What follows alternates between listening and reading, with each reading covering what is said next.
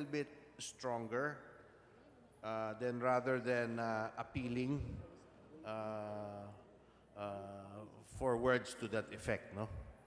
So yes, there are negotiations, and I think with that statement of the president, it's a reiteration of the direction we'd like the policy to go.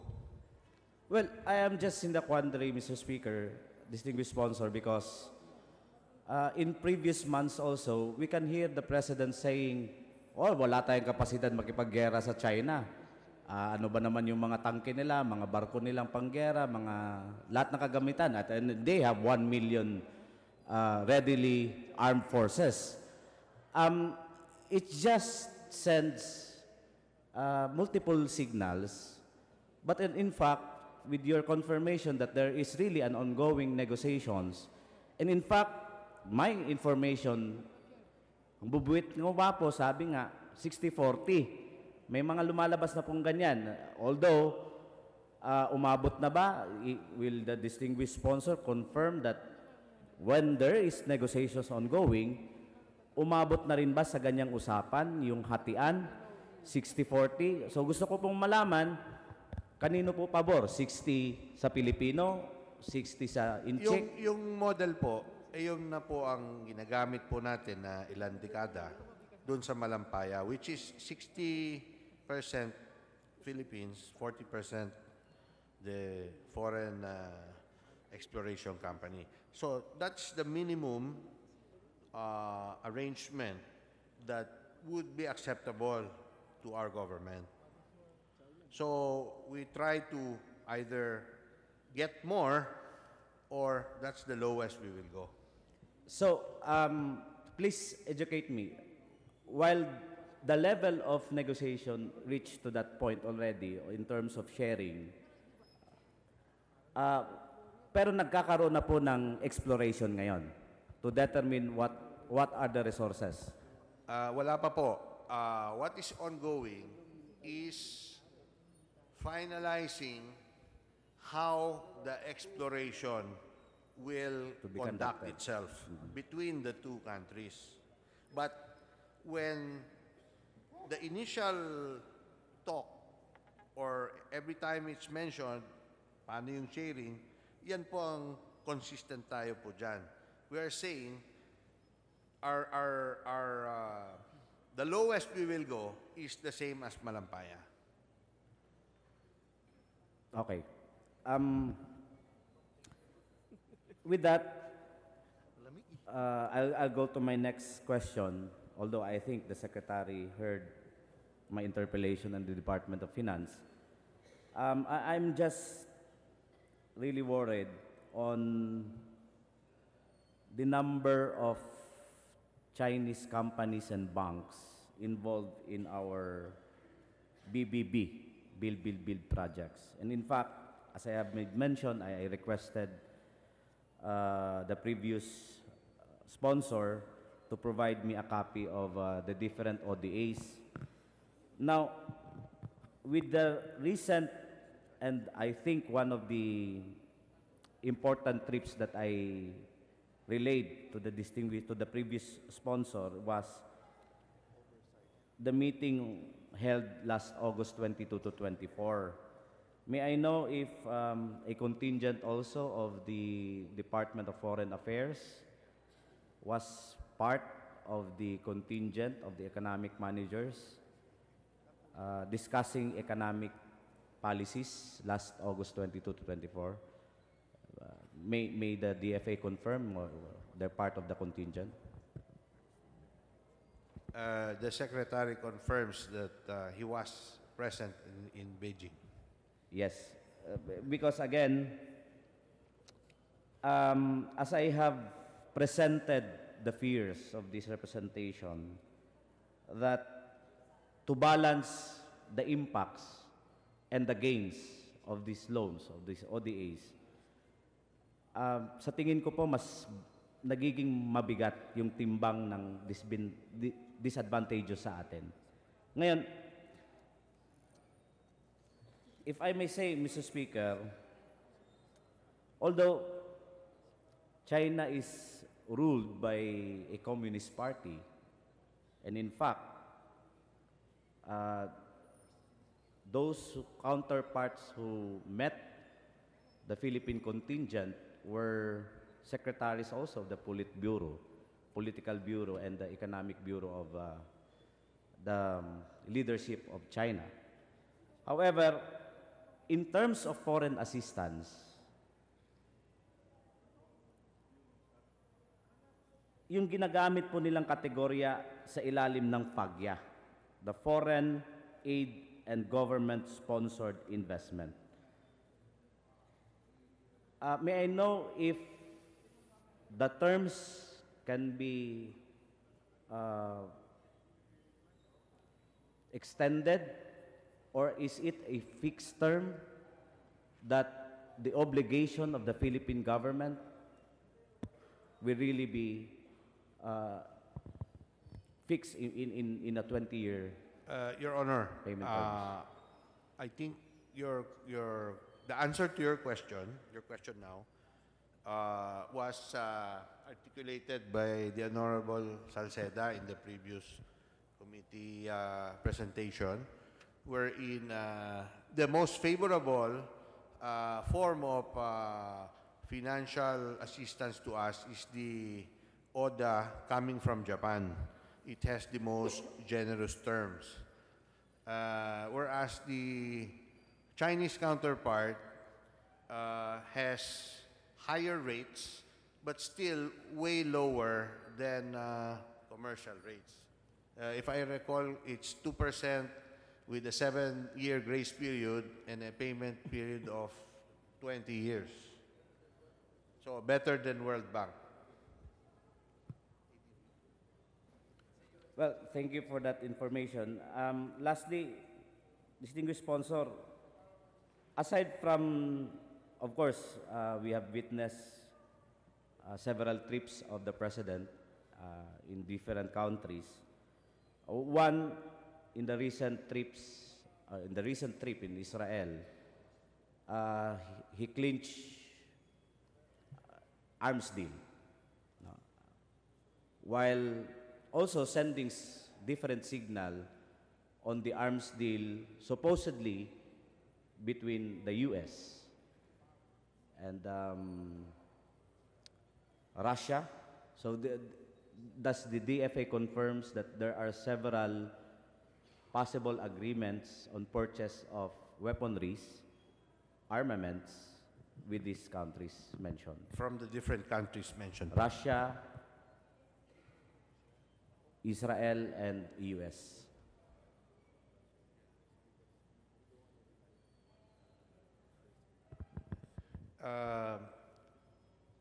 Yes, Your Honor.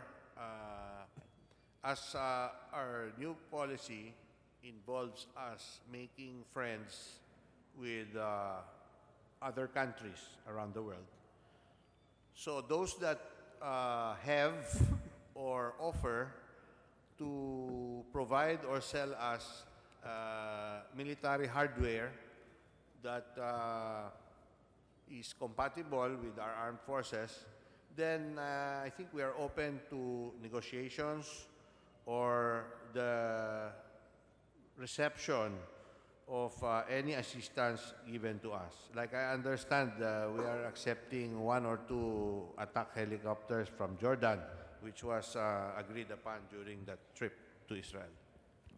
But these are not obsolete weaponries in their respective countries, Well, am I correct? sabihin na po natin na for sure, ang Jordan po may mas bagong helicopter.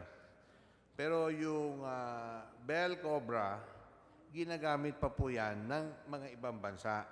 In fact, tayo, never pa tayo nagkaroon yan. And such a type of military hardware would be of a big help if it was here already during the Marawi siege. I have no more questions, Mr. Speaker. This is sponsor. Thank you for answering. Thank you, Your Honor. Majority Leader.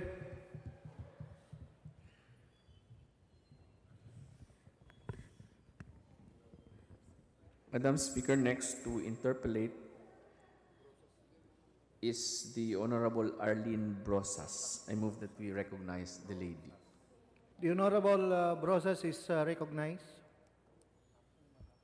Thank you, Mr. Speaker. Mr. Speaker, ilan lang mga katanungan kaugnay sa DFA.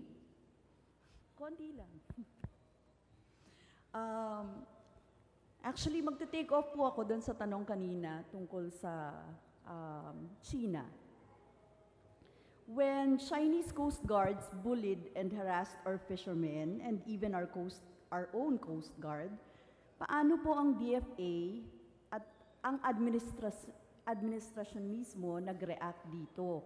At tinanong natin kung nag-file ng kaso, ang sabi niyo po ay nag-file pero hindi naman natin maipaliwanag kung ano-ano yung mga ipinal na kaso.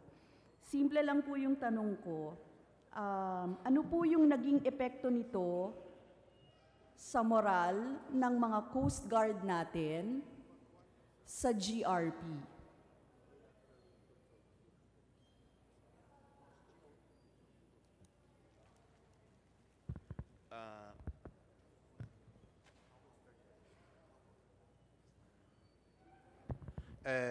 Doon po sa mga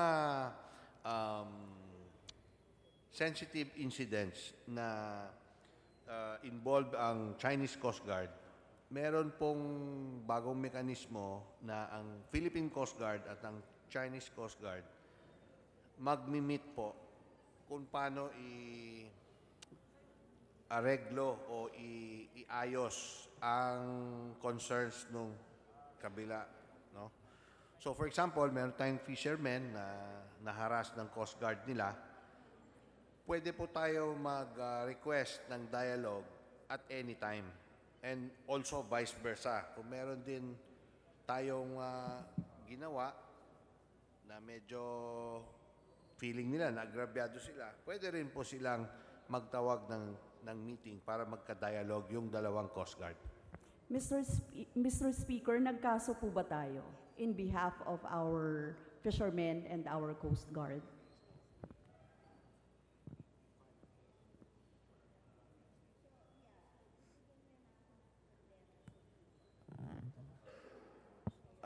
Wala po. So, paano po ba yung panuntunan natin dito sa treatment natin sa mga ganitong sigalot with China? At paano po natin tinatansya kung effective yung pamamaraan natin o strategy na ginagawa natin dito? For example po,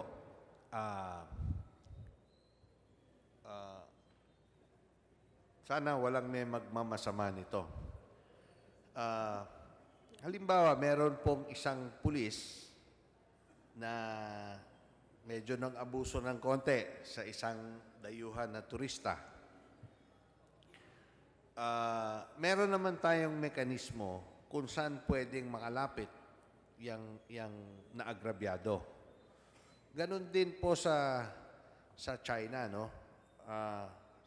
Sa laki din po ng bureaucracia nila, meron din naman siguro silang mga personnel na siguro hindi rin nakakasunod palagi sa mga guidelines or policies. So, baka may konting abuso din. So, both governments have mechanisms wherein its citizenry or visitors within the country can lodge complaints. In the police case, it's the NAPOLCOM. In China, there's also a counterpart. So, it's hard to answer your question directly na we should be filing cases against China. I don't know what forum we can file cases. For sure, it's a different venue from the Court of Arbitration because you're now asking if there is, let's say, someone nakuna ng isda o hindi siya pabor sa barter trade, feeling niya, nalugi siya. I don't know what court will hear that type of discrepancy.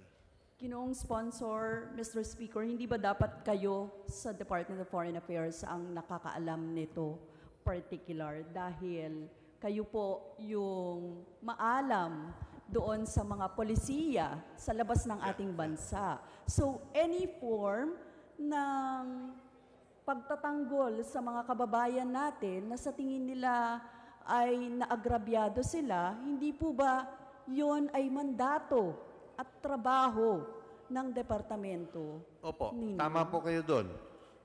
Kaya nga po, kung wala pong venue kung saan po tayo pwede magpaakyat ng formal na reklamo, yun po ang dinadaan sa diplomasya. Ang maganda pong ehemplo dyan, yung naging kasunduan between Philippines and Kuwait, wherein ngayon meron na tayong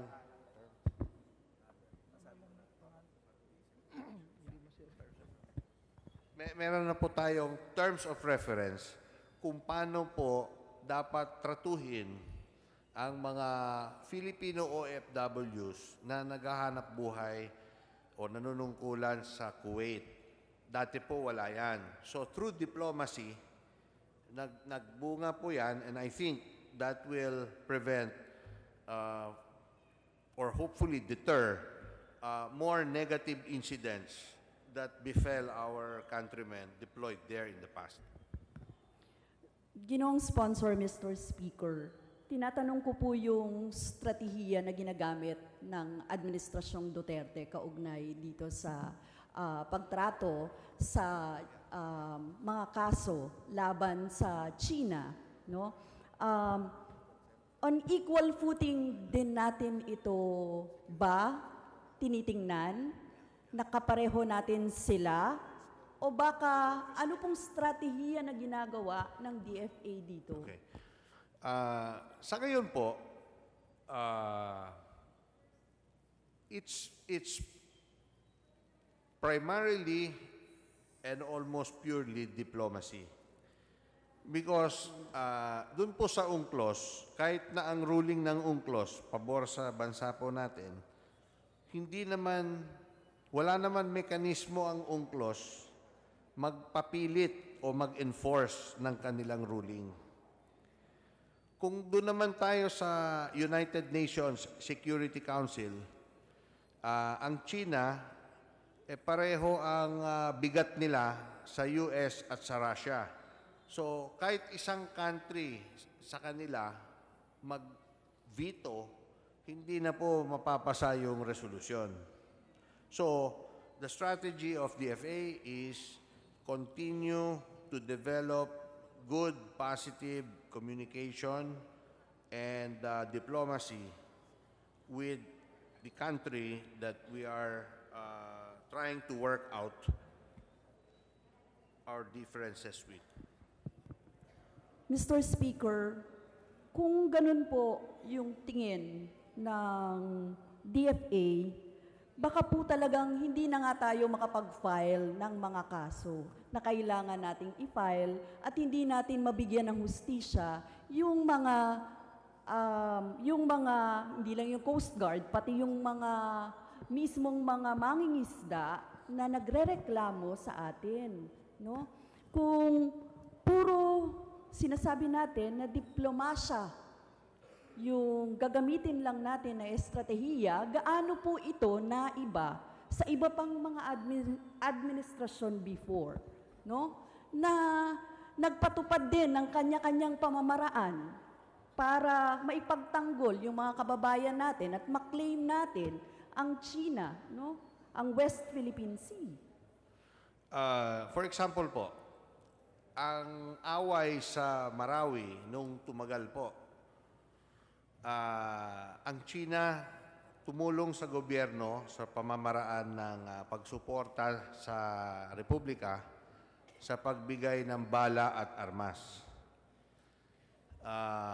Nung yung kalamidad po sa Leyte, nagpadala din po sila ng tulong, material at mga technical na tao para bigyan po ng assistance ang mga survivors sa Leyte.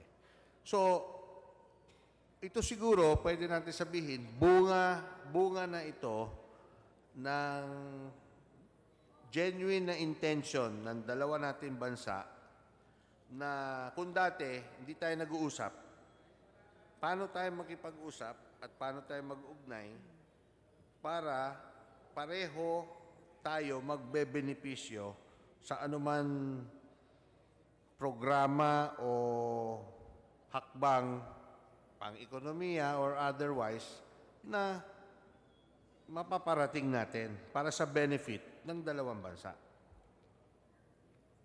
Mr. Speaker, sa ganan po ng mga sagot ninyo, sa tingin po ng kinatawan na ito ay hindi talaga nakasasapat yung mga pamamaraan na ginagawa sa kasalukuyan o strategy na sinasabi ninyo ng kasalukuyang administrasyon kaugnay dito sa issue ng West Philippine Sea at mga islands na kiniklaim. Ano po?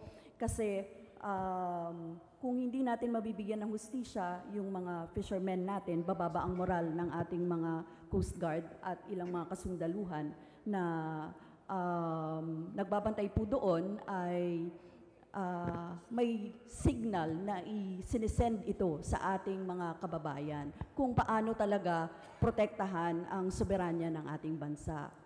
No? Yun po yung nakakalungkot, no?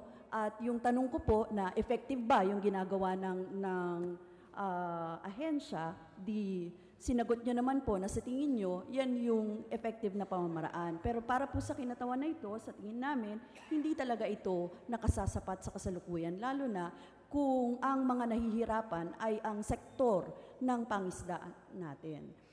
To my next question po, yung pagka-derail ng plane sa NAIA noong August 16, ito po yung Chinese plane carrying 157 passengers which veered off a runway while attempting to land. Xiamen Airlines aircraft landed on its second attempt before skidding onto the grass and ripping off its left engine. Mula po noong August 16 to 18, 135 flights were canceled and 17 flights diverted. But the cancellations extended until 19 and 20. Ilang flights lahat ang canceled, delayed, diverted, at ilan pong mga Pilipino ang apektado ng insidente na ito. Yung numero po ng OFW going home at yung going back to work ay naapektuhan po ba? Sigurado po na apektuhan po yan. Una sa lahat, siguro pwede ako mag-recommend sa inyo po, Your Honor, na wag na munang sumakay sa Xiamen Airlines dahil baka yung piloto nila kulang sa ensayo o kulang po sa training dahil po ang pagsadsad po ng eroplano nila hindi naman po yun yung pinaka masamang kondisyon ng weather, no? Kung baga sa Philippine Airlines, ang piloto ng Philippine Airlines, imamani-mani lang yun. Siguro yung Xiamen, hindi pa po hinog yung piloto. Mas safe pa po ang China Southern. Mr. Yun po ang Speaker, sinakyan ilan po ko yung, at nandito ang pa tanong po ko po ako. ay ilan ang OFW going home and going back to work na naapektuhan? Isunod ko na rin.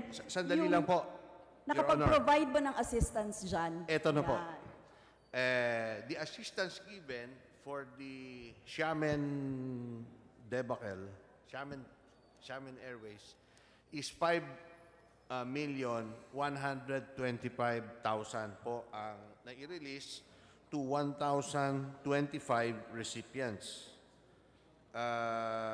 So that's 5,000 pesos per affected OFW po. Nag-instruct po ba ang DFA sa mga Philippine embassies to issue certification to OFWs to explain the delay? At lahat po ba ng apektadong OFWs ay nabigyan ng certification? Paano po yung naging proseso nito? Lahat po ng humingi, nabigyan. Ang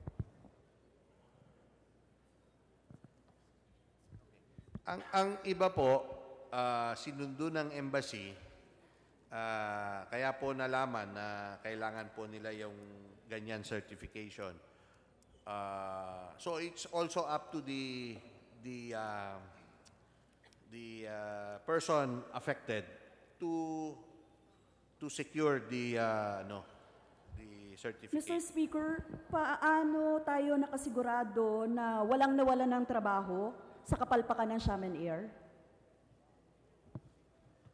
Meron po bang nagreklamo, Mr. Speaker? So far po, wala pong nalalaman ng ahensya. Puwera lang po o yung mga naapektadong OFW na nawalan ng trabaho, magsasabi para ma-follow up po nila ang sitwasyon ng OFW natin. So, Mr. Speaker, for the record, walang nagreklamo na OFW na nawala ng trabaho dito sa So far, pangyayaring ito? wala pa pong lumalapit sa mga embahada natin, sa mga consulate natin, dito po sa DFA natin. Wala pa po. Okay. Next set of questions po. Tungkol po ito sa last na tanong. Last time na tanong natin sa inyo, noong last year po ito, tinanong na to ng Gabriela Women's Party List last year. Yung COA report po ng unclaimed 114 million, magpapa-follow up po kami. 114 million benefits of OFW na nasa COA. Accumulation of benefits for 10 years. DFA said that the agency was not able to give said benefits because they could not locate anymore the family or the recipient. After Congress inquired about the said amount, may ginawa na ba yung DFA para i-locate yung mga recipients ng unclaimed benefits? Magkano na lang ang unclaimed na ito? Ano ang ginawang steps ng DFA para siguraduhin na makaabot ito sa mga OFW at pamilya nito? The unclaimed amount po was mentioned earlier. It's approximately 112 million pesos. Tapos, So, hindi po 114 million, 112?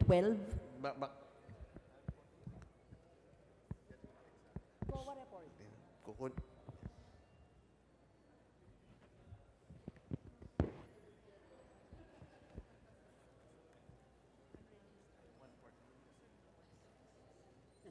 Bakit lumaki? Lumaki. Because it's continuing. As may namamatay, meron silang end of benefits. So, the COA report was the year before. Then okay. Oh, ma'am, good news. Yung COA report is last year pa po. Ang record ngayon ng DFA is 160 160. million 198,296 and 86 centavos. So there is 9.19% unpaid, and the department attributes that to either unclaimed or there are multiple beneficiaries claiming. So the department cannot release the funds if there are multiple claimants because baka bawian po sila ng kaso ng totoong beneficiary. So kailangan po suriin sino ba po ang totoong beneficiary pag multiple claimant. So, hindi pa po ito na i-disperse. Nandiyan pa yung pera. Meron pa pong 9.19%. 9.19%. 19%. Which represents 160,198,296 and 86 centavos. Okay. Last year po, tinanong ko rin yung tungkol sa blood money, kung maaalala ko, yung issue kay Joselito Zapanta, which is 55 million, tsaka yung kay Jacati Pawa, 23 million. Ito po yung mga sa pamilya na nasawi na OFW with the approval of the donors. May ginawa na bang hakbang ang OFW to get the approval of the donors? At ano ang balak ng DFA dito? ilang taon nang nakalipas, kaya gusto po nating malaman kung ano na ang ginawa ng ahensya sa pangangailangan ng mga OFWs na ito. Ito po. OFW Joselito Zapanta, Riyadh, to the amount of 21,163 pesos, 21,163,445 pesos and 73 centavos. The family of Mr. Zapanta refused to issue an affidavit or forgiveness in exchange for the blood money. Thus, the funds were not utilized. So hindi po naibigay sa kanila, Hindi Mr. po Speaker? naibigay dahil ayaw po nila tanggapin kasi humihingi po, ang proseso doon sa Riyadh is kailangan may affidavit of forgiveness. Ang kapalit nun, yung blood money. Ayaw po nila tanggapin.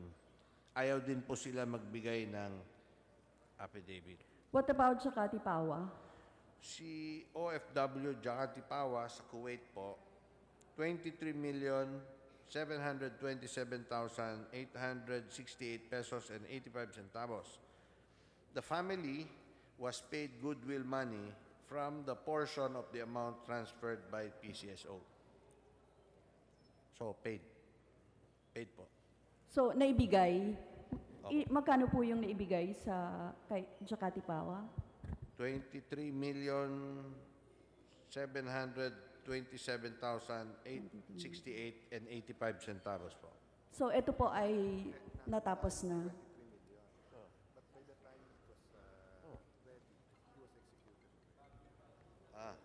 Sandali lang po. 1 second lang. Suspension, Mr. Speaker. 1 minute suspension. Session suspended.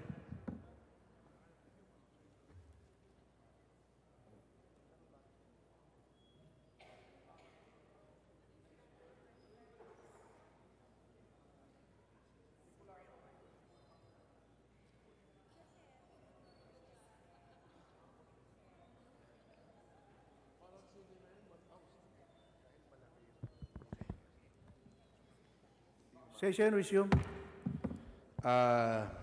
Your Honor, I would like to correct my earlier statement, your query. The proceeds that were raised for Jakatia Pawa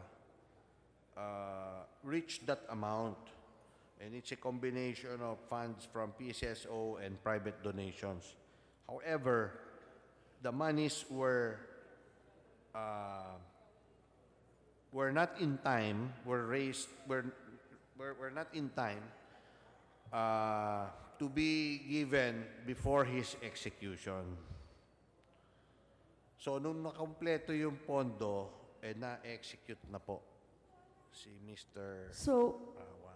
distinguished sponsor, Mr. Speaker, nasa na yung pondo ngayon?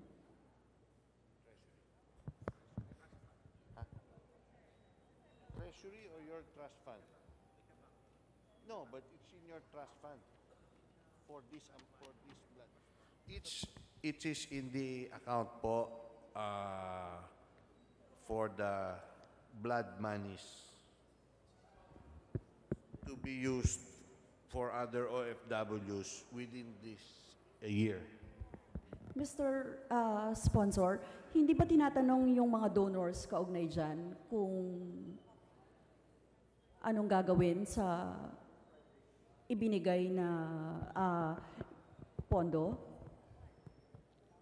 They were not asked kung anong mangyayari sa pondo na kanilang niraise. Yung private donors po, tatanungin. Pero yung public funds po, we will follow the usual rules of COA. Mr. Sponsor, Mr. Speaker, how much is the private? Meron po ba kayo? And public, meron kayong bilang nito? The breakdown is not available this evening, but if the department can generate a breakdown for I'm sure they can furnish you the pertinent information. Um, Ginoong sponsor, to my next question po, isang malaking tulong sa mga OFW abroad na pwede silang mag-renew ng passport sa kung saan sila nakabase. Ngunit nakatanggap po kami ng mga reports mula sa OFW na pahirapan pa din ang pagkuha ng appointment sa mga passport sites abroad, kagaya sa Hong Kong, na inaabot ng buwan bago makakuha ng schedule at dahil alam nyo naman po, Sunday lang yung rest day. At ang araw na pwedeng mag-process ang libu-libong OFW doon. Sobrang haba at tagal daw ng pila. Ano ang balak gawin ng DFA sa issue na ito?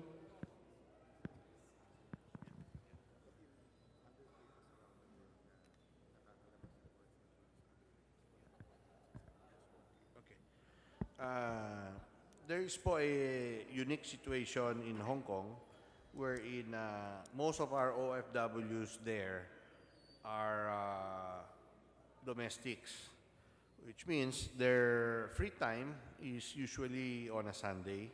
So that is where the passport processing is open, wherein they don't need to make appointment. They just have to go. No? Siguro, from time to time, there are slight glitches, given the fact that there are about 200,000 OFWs there. So, siguro may days na punong-puno, may days na not so puno. With regards to other countries, So Mr. Sponsor, Mr. Speaker, ano ang paraan or mechanism na ginagawa ng DFA para solusyonan ito? no, there are also, I would like to continue. Okay.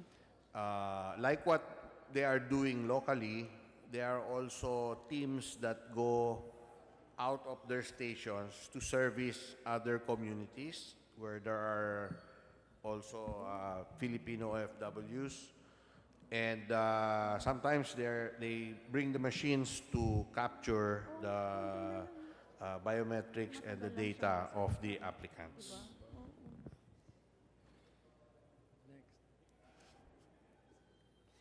Anyway, can you look into this po ng mabuti kung paano talaga mapapabilis yung pamamaraan? Dahil yan po yung kahilingan ng mga OFWs natin sa Hong Kong. Sila po ay nagmanifest na kailangan nila ng tulong dahil Sunday nga lang sila nakakapila tapos sobrang dami, sobrang tagal yung processing, kaya yan po yung inirereklamo talaga ng mga OFWs natin, particularly ang Hong Kong.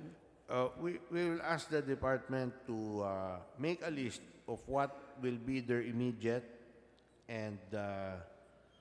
this year and also next year, their improvements pertinent to that, and furnish you a copy of what their plan of action will be. Thank Your you, Honor. Mr. Speaker. Kaugnay po sa mga distressed OFWs natin sa gitnang silangan, meron po ba tayong mga nakabinbin na kaso ngayon? At ano na po yung mga aksyong ginawa natin kaugnay dito? At maaari po ba kaming makakuha ng kopya? As in now.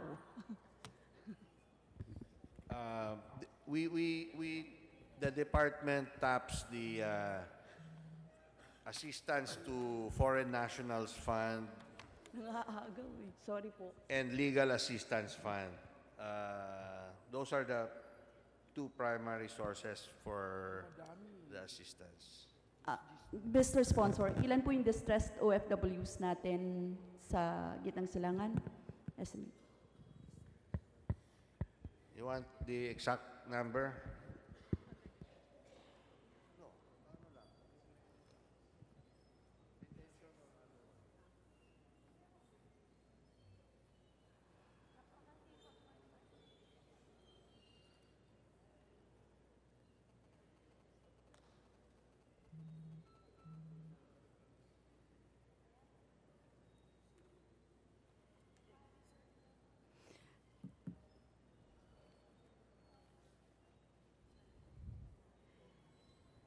Mr. Sponsor, Ginoong Speaker, kaya po natin tinatanong itong question na ito dahil may mga natatanggap din po tayong reklamo katulad ng ano na ang mga aksyon na ginagawa at pagtulong na ginagawa ng DFA sa mga nagkakaso, yung mga pag-usig sa mga nang-abuso sa mga kababayan natin doon, at ano pang maaasahan nila, bakit paulit-ulit na lang yung siklo ng pang-aabuso, tapos yung mga embahada ay walang nagagawa para sa mga kababayan natin. Kaya po, hinihiling natin itong ilan ba itong mga distressed OFWs, ano na po ang mga ginawa natin dito, mga aksyon, mga resolusyon.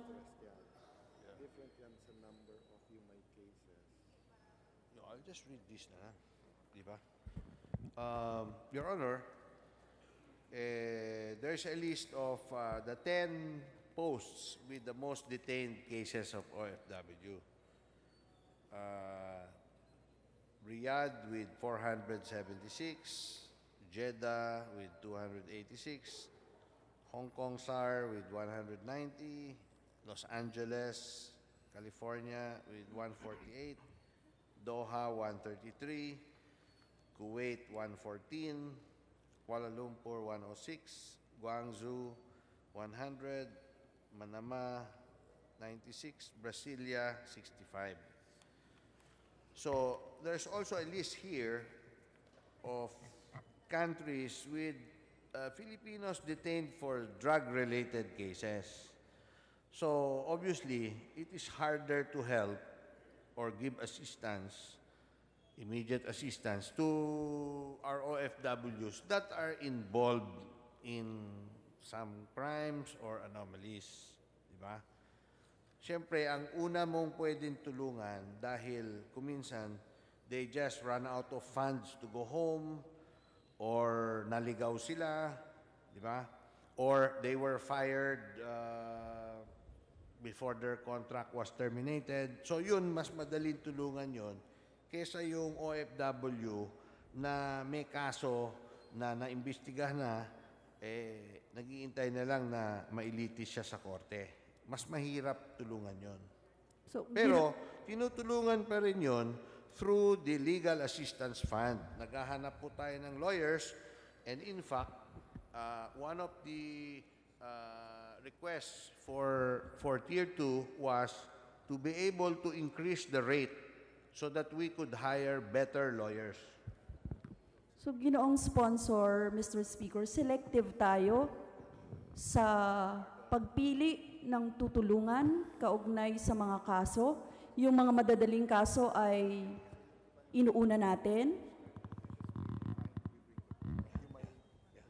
Bakit po ganun ang ating...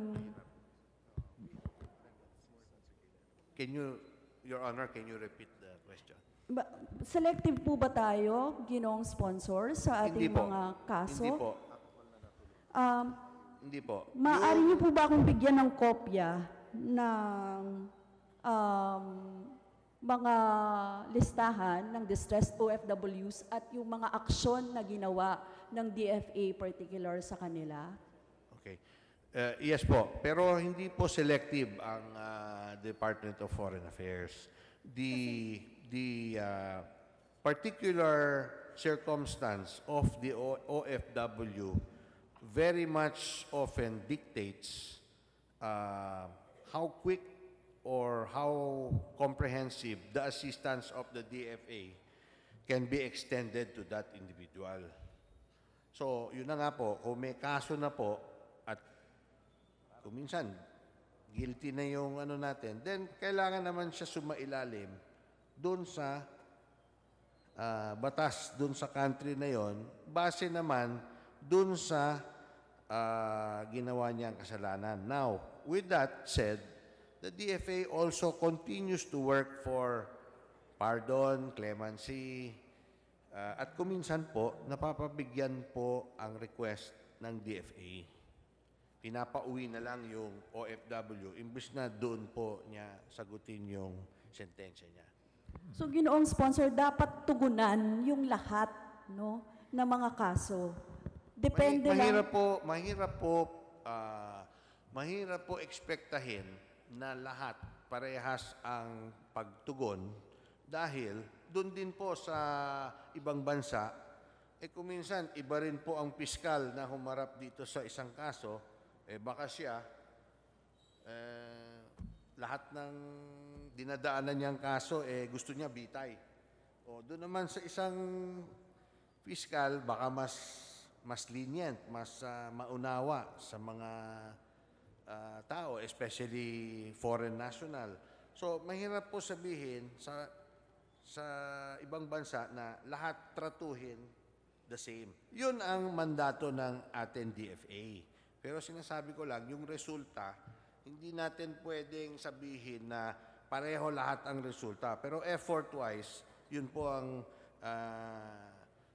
sinisipag ng DFA natin. Yes, ginoong sponsor, Mr. Speaker, tayo yung nagpo-provide ng assistance. So lahat naman ay ginagawa natin ang lahat ng paraan para matulungan ang mga kababayan natin. Kasi halimbawa po, sa ibang mga kaso, yung mga issue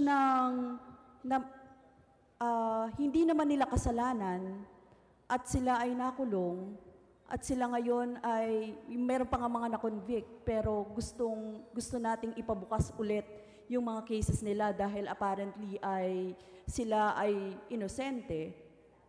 Diba, dapat tulungan din natin yun.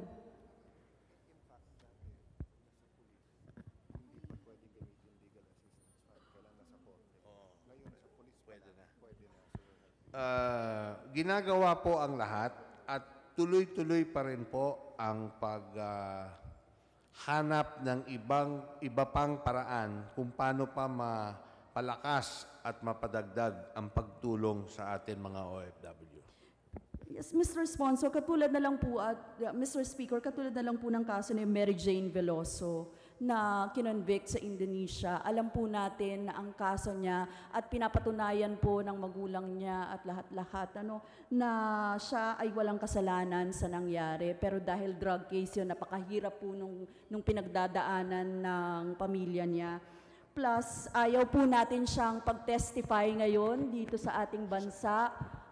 Hindi siya pinapayagan na mag-testify. Kaya yung mga ganyan pong mga kaso, no, na kailangan pong asikasuhin ng DFA at kailangan asistihan. Nga po, ang sinisikapan ko po, ilinaw po sa inyo na ang case po ni Mary Jane Veloso, biktima po siya. Biktima ng industriya ng droga. Ang naging kasalanan ni Mary Jane, nagamit siya na walang malay niya, pero nagamit pa rin siya bilang nag-transport or courier ng droga. Doon po sa Indonesia, stricto po sila na basta may possession ka ng drugs, mabigat po ang sentensya. So, victim po siya, hindi ng kakulangan ng gobyerno natin o ng DFA natin, kundi victim siya ng sirkumstansya dahil hindi naman niya po sinadya na dalhin yun kung alam niya kung ano yung dinadala niya. Di ba? Pero siyempre, kailangan respetuhin din yung statutes ng Indonesia.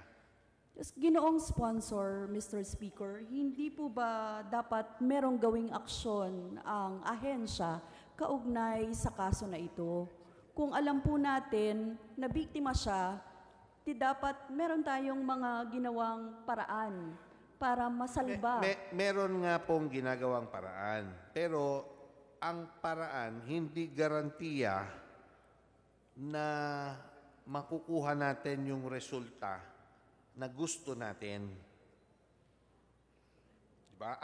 Ang paraan is hanggat buhay ang Pilipino sa abroad, ginagawa natin ng hakbang at kung ano yung kayang itulong, meron yan. Pero hindi tayo naman pwede mag-expect Sa totoo lang, I remember one time, meron na represent si BP Binay na i-execute na, pero napabaliktad niya. Okay. Hindi naman lahat ng kaso pwede tayo mag-expect na ganun ang magiging resulta. Case to case talaga yan. Ginoong sponsor, Mr. Speaker, maaari po bang magbigay na lang kayo ng report ng case ni Mary Jane Guloso para ma'am. malaman natin kung na-exhaust ba talaga ng estado na ito yung pangangailangan na maisalba yung inosenteng tao mula sa ibang bansa. Yun po yung gusto nating sabihin di ba? Yes, Your Honor. Last po na tanong, kaugnay sa comfort women. Ito po yung pagtanggal sa comfort women statue sa Rojas Boulevard. Alam niyo po yan. I remember that. Ang problema po niyan, ang statwa is from a private NGO. Hindi po government funds yan. Kung naalala ko rin po, ako po ay nag-volunteer sa inyo na kung wala pong gustong tamanggap ng estatwa, meron po kaming bagay na lugar sa Kapas na makakasalo ng estatwa niyan. Doon po sa monument ng death march. Ginoong sponsor, Mr. Speaker, kaya po nilagay yung statwa na yon doon sa Rojas Boulevard ay may paliwanag din ang mga gustong makakita ng ganong marker at ganong estatwa doon mismo sa Rojas Boulevard. Kaya po hindi ka agad-agad tinatanggap ng mga nagpatayo nun yung explanation na ilipat na lang natin agad. In the first place, nilagay siya doon. At alam niyo po na yung paliwanag dito na ito ay reminder ng how greed, political ambition, and lack of respect for a nation's sovereignty caused harm and inflicted pain to the world, to the most vulnerable. Kasi comfort women po siya Yun po yung, di ba, simbolo nung panahon ng digmaan ng Pilipino at Hapon na ang mga kababaihan natin ay inabuso. No? It was built to seek justice. It was built to remind us of a dark past which should not be repeated. If DFA thinks the statue is an insult to Japan, should Rizal Park be demolished also, as it may be an insult to Spain? Should we also close our museums that tells horrible story of colonization and greed of foreign power? Ganun po ba tayo tumingin? No, Your Honor. In fact, the DFA was neither consulted nor given notice by the National Historical Commission of the Philippines nor the City of Manila regarding this undertaking. On 27th of April 2018, the statue was removed to give way to a DPWH project improving the drainage system in the area. According to the Manila City government, Manila City officials were present during the removal only to supervise and assist DPWH as requested. Ginoong sponsor, Mr. Speaker, hindi po katanggap-tanggap yung napangyayari na ito. Kung kaya, sa totoo lang po, kinakailangan po ng paliwanag ng taong bayan dito. Kasi hindi lang po yung mga gumawa, at yung mga nagpagawa ng estatwa na iyon, kundi ang buong Pilipinas po ang dapat bigyan ng paliwanag sa pagtanggal ng estatwa na ito. With that, Ginoong sponsor, Mr. Speaker, tinatapos ko po ang aking interpelasyon para sa inyong konsensya. Marami pong salamat, Your Honor. Majority Leader.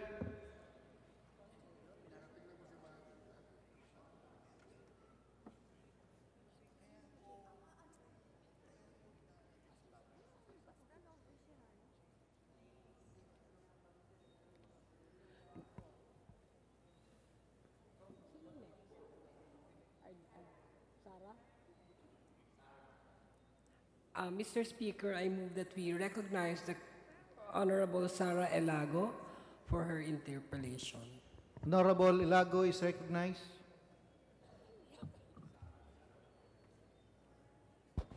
Mr. Speaker, distinguished sponsor, good evening. Maraming salamat po sa pagbibigay sa representasyon ng ito ng mga hinihinging dokumento noong committee budget deliberation on the DFA budget. Will the distinguished sponsor yield to just a few questions from this representation? Mr. Speaker. Yes, Your Honor. All right. Okay. During the committee budget deliberation, I specifically asked for a report on all the presidential visits, but I was only given a list of the presidential visits. Now, I'd like to know, since there is a memorandum released just this January from the Office of the President through the Executive Secretary on the subject of directives applying to foreign travels of all government officials and personnel in the Executive Department.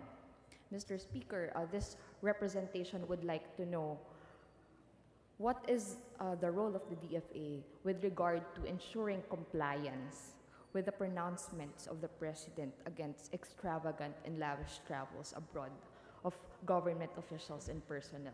May the Honorable Ilago clarify what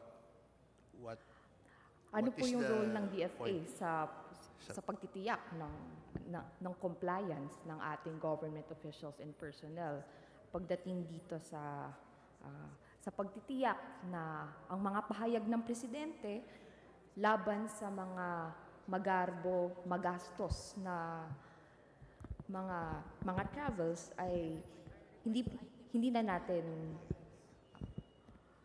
makikita sa public service. Your Honor, there is a memo from the Office of the President that all officers of the executive branch must submit a report of their travel. That's the answer po. Ito po ba ay tinitignan ng DFA para makapag-ensure ng compliance? DFA po ba ang tumitingin sa mga report na ito? Ano po yung mga ginagamit natin na criteria para masabi na hindi ito extravagant, na hindi po ito lavish, na I'm sure all the departments have undergo their own vetting process, what is approved, what is not approved. And once they conduct the travel, then they have to report that to the Office of the Executive Secretary. Mr. Speaker, a distinguished sponsor, I'd like to cite one provision of the said memorandum. No official foreign travel of government officials and personnel shall be allowed unless it satisfies all the following minimum criteria. First, the purpose of the trip is strictly within the mandate of the requesting government official or personnel. B, the projected expenses for the trip are not excessive. And C, the trip is expected to bring substantial benefit to the country. Ang nais ko lang po bang malaman na kung ang memorandum po ba na ito, kapag sila ang ating mga ang ating mga government officials at personnel, kapag sila ay nag-submit ng report, sino po ang tumitingin dito? Sino ang nag-check ng kanilang compliance sa mga nasabing mga criteria? Paano po natin malalaman kung meron mga lumalabag dito? Meron na po bang nakahandang mga report? Meron na bang nag-submit ng report? Kamusta po ang assessment dito ng DFA? O ang DFA po ba ang tumitingin dito? Each Secretary Medialdea and the staff, as far as DFA is concerned po, they can give you a sample report if that will satisfy your query. All right. Mr. Speaker, distinguished sponsor, ang nasabi rin po sa parehong memorandum, meron ditong a particular responsibility yung DFA. Pagdating naman dun sa representation ng ating government officials sa pagpunta sa mga international conferences at convention. So, nasa 30 araw matapos ang kanilang pupuntahan na convention or conference, dapat na po silang makapag-submit ng naturang report. So, iba pa po ito dun sa pangkabuuan na report ng ating mga secretaries na ipapadala sa office ng Executive Secretary and his staff, katulad po ng nasabi nyo. Ito po, didiretso siya sa Department of Foreign Affairs. Sino po ba ang nagtitiyak ng compliance sa DFA pagdating dito sa pagpunta ng ating opisyal na delegasyon sa mga international conferences at conventions? Okay. Some agencies under the DFA, upon their return, they submit the report to DFA, which DFA in turn forwards to the ES and staff. Alright.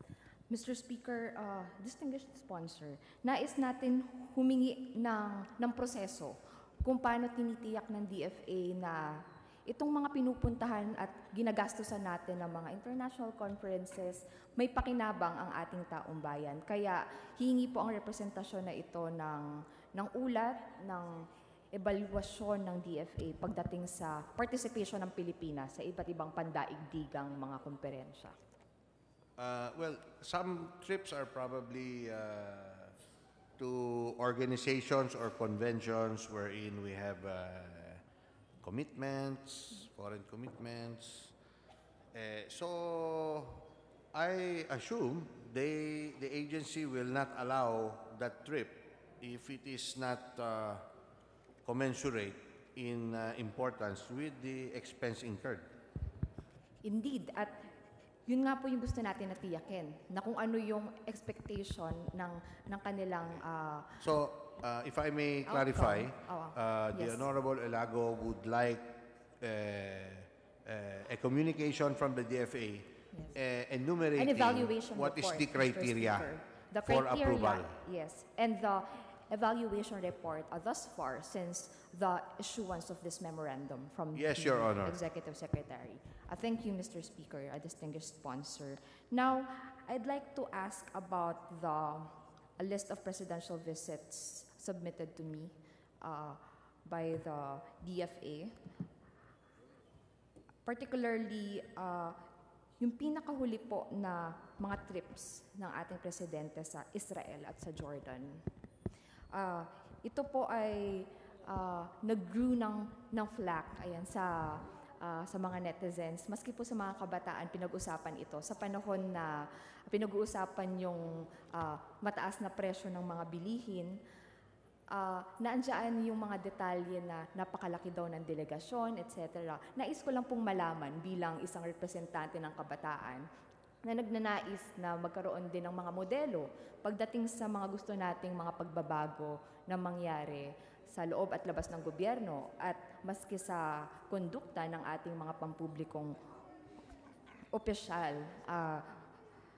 Hinggil po sa mga pagpaplano sa mga trips na ito. At totoo po ba na nasa 300 ang delegation nitong Israel at Jordan? Ang nakikita po natin at nakakalungkot na wala po tayong makita na talagang very reliable information as regards to the number of the delegation to Israel and Jordan. Aside po ni presidential spokesperson, nasa 229, pero ang PNA sabi niya nasa 300 to 350. Nais po natin Your malaman Honor, bakit ganun kalaki. Yung limited information na nalalaman ko dyan is yung distansya po ng Israel sa Philippines, may kalayuan. So, malaki yung eroplanong ginamit papunta doon. Sayang naman kung si Presidente lang ang laman. Kaya po, yung ibang miyembro ng kabinete at yung ibang ahensya ng gobyerno, basta po meron silang counterpart or isasagawa din doon, isinama na po. Yung private sector po, hindi po nakasama doon dahil kung sino man ang umabot doon from private sector, sila po nagbayad ng ticket nila sa commercial flight papunta po doon.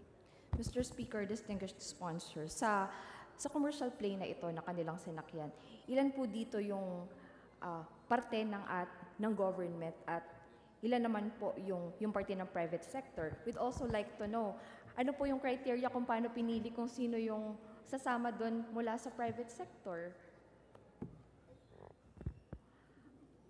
Yan po ba ay in its entirety Basta nasa importante discretion? si Secretary Cayetano nandun po.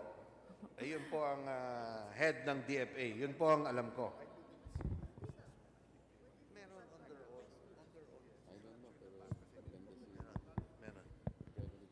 Usually po, hindi lang po sa Israel, maraming gustong sumama, limitado po ang slots o lugar or budget. So, yung iba na atat sumama, basta silang babayad ng sarili nilang gastos, sumasama pero sariling lakad po yun.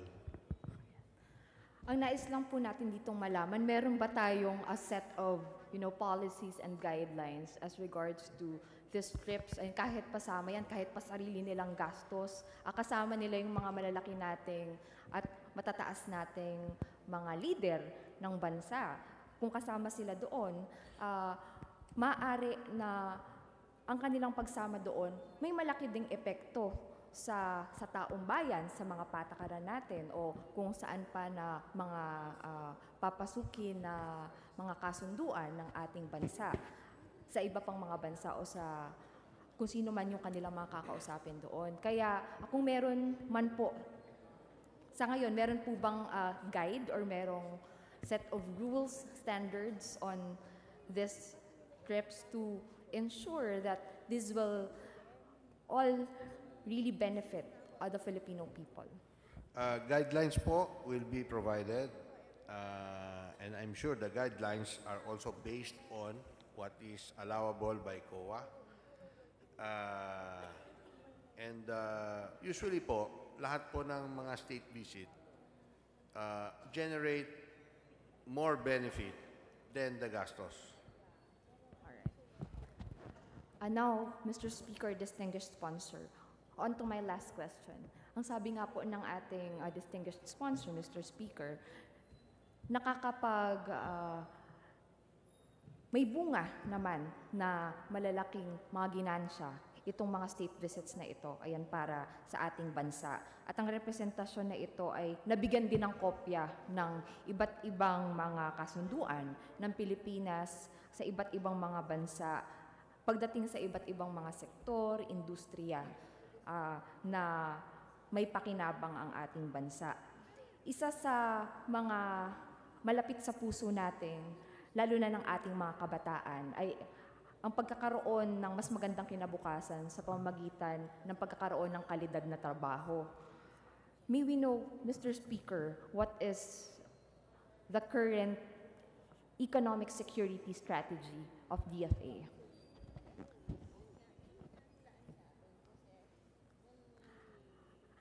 Ano po ba ang gampanin ng DFA ay pagdating sa pagmamaksimisa ng mga state visit na ito? Ayan, para gawin namang estable ang ating sariling ekonomiya.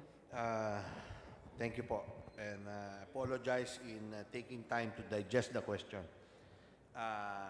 For example, it is the DFA that sets the groundwork for any initiative, for example, also coming from DTI. So they make the preliminary connections and make sure that on the time frame or occasion that they are supposed to meet, then those are some of the terms of reference that you see on TV that the dignitaries sign. So the pre-work is done by the DFA. Right. Mr. Speaker, as we have observed in the list of all the bilateral agreements, most of the jobs we generated are in overseas. So we'd like to know what have been achieved thus far in terms of a domestic job creation, in terms of developing the investment climate here in the country. by helping with all forms of OWWA funds, which the DFA has a role in preparing together with their counterparts abroad, that creates a lot of employment and also trickle-down effect to local business. So I cannot quantify exactly, but if you're asking me, does it help? Of course, yes. Mr. Speaker, distinguished sponsor, nais pong hingin ng representasyon na ito ang commitment ng distinguished sponsor pagdating sa pagbibigay sa atin ng detalyadong report pagdating dito sa lahat ng efforts ng DFA natin, pagdating sa pagtitiyak na ang ating ekonomiya ay makakatindig sa sarili sa pamamagitan ng pagbubukas sa iba't ibang mga kooperasyon sa iba't ibang mga bayan, sa iba't ibang mga bansa.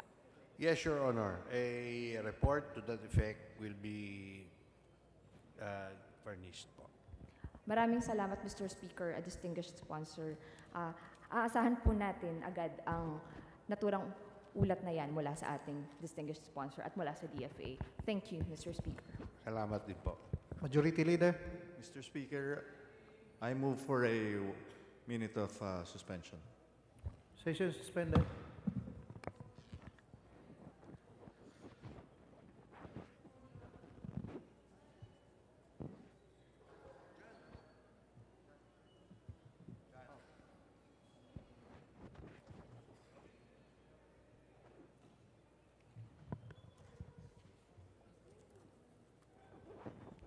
Session resumed.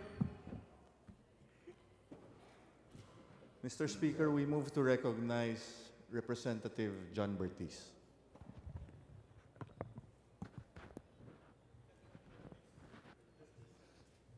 Honorable Bertis, recognized. Thank you, Mr. Speaker. Thank you, Majority Leader. And thank you, Honorable Sponsor.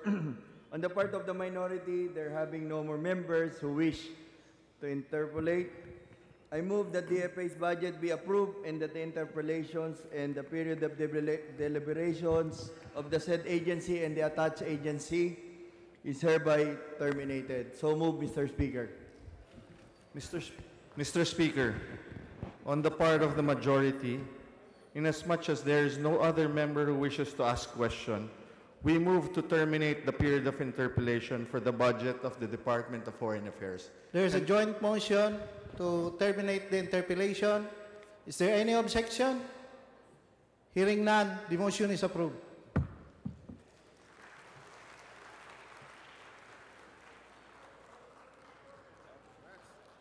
Session suspended.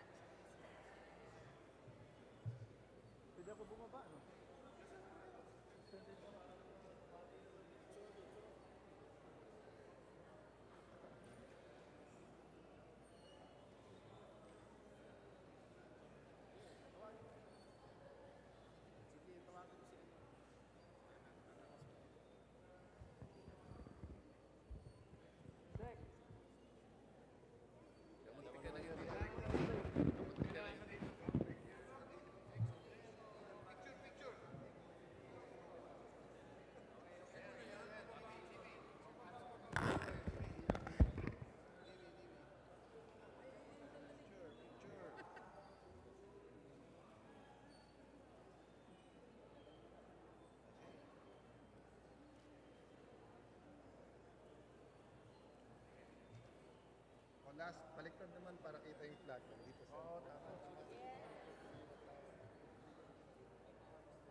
Para kita lang yung flag. We'll stand here. Dito na tayo. Dito tayo.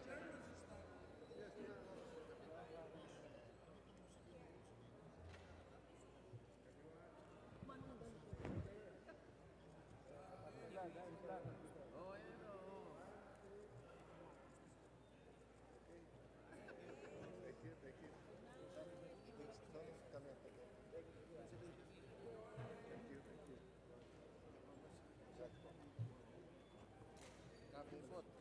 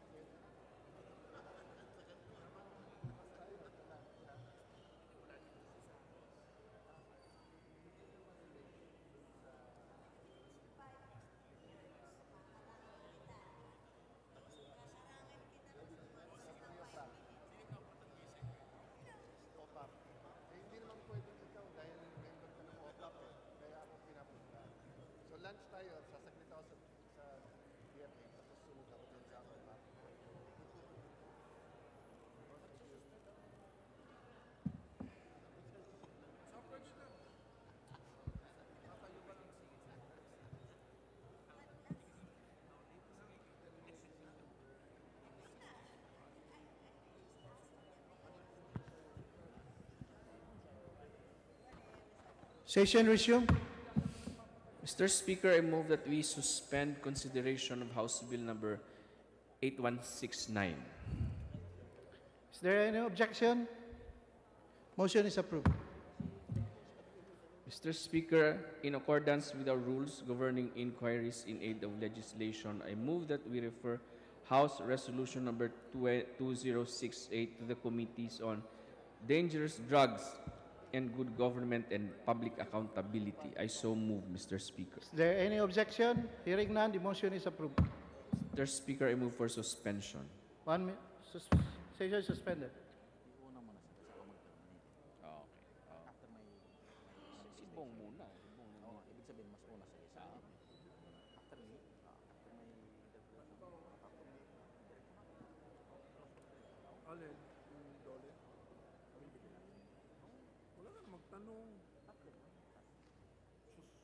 Ganun din yun.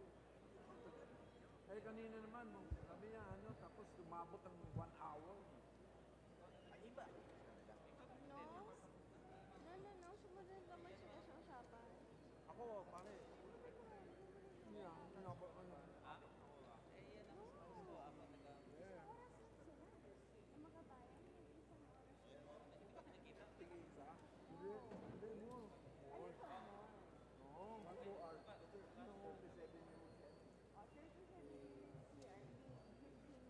ibig sabihin ito nagpatagal. Yes. Kasi finance dapat 60.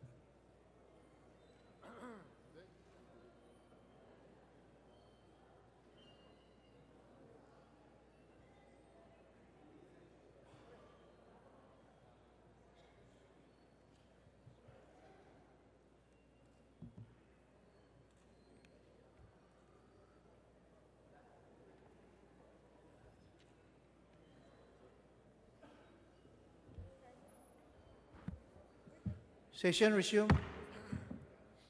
Mr. Speaker, I move that we resume consideration of House Bill 8169, for which please direct our Secretary General to read the title of the measure.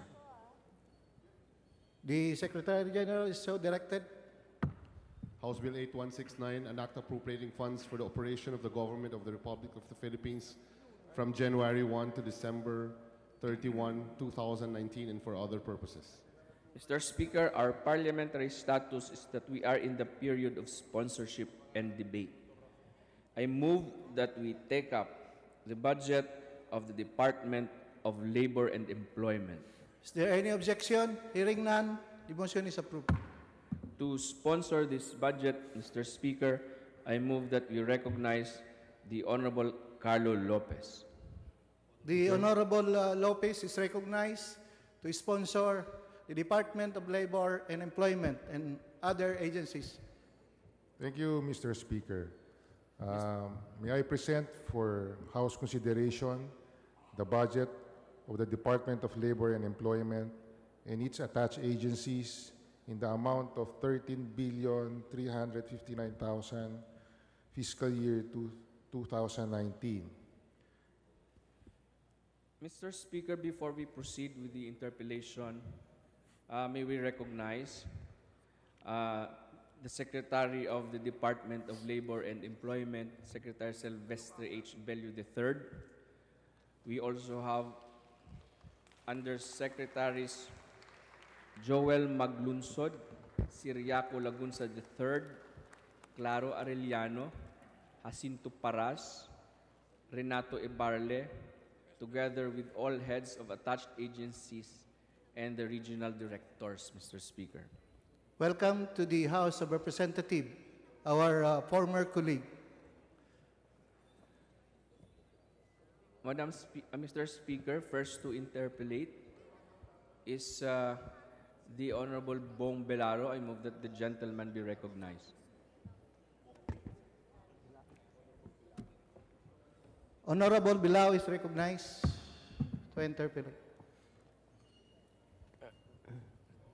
Mr. Speaker, distinguished sponsor,